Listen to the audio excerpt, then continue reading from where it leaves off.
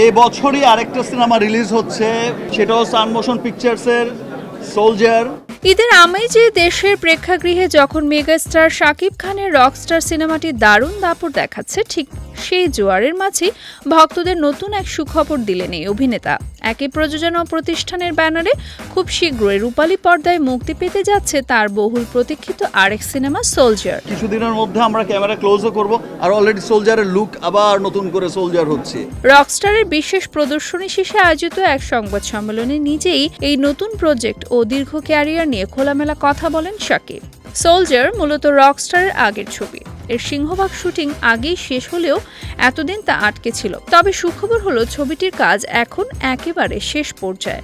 Very soon soldier একটা চমৎকার একটা সুন্দর ছবি মানুষ দেখতে পাবে। সংবাদ সম্মেলনে মেগাস্টার জানান সোলজার সিনেমার কাজ এখন প্রায় শেষ পর্যায়ে। নতুন এই প্রজেক্টের আপডেট দিয়ে শাকিব খান বলেন, 2026-এ আরেকটি সিনেমা রিলিজ হচ্ছে সোলজার।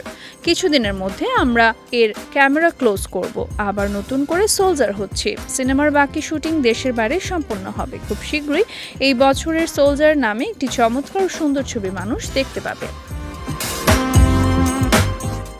শাকিব খান আশাবাদ ব্যক্ত করে আরো বলেন, আমরা চেষ্টা করব আমাদের সিনেমা যেন সামনে আরো অনেক দূর এগিয়ে যায়। সেই লক্ষ্যে আমরা সবাই কাজ করে যাচ্ছি, আপনারাও সবাই কাজ করে যাচ্ছেন, এত পজিটিভলি কাজ করে যাচ্ছেন। সমস্ত নেগেটিভিটি যত আছে সব নেগেটিভিটিকে পাশ কাটিয়ে আমরা সব পজিটিভ মানুষরা সামনে এগিয়ে যাব।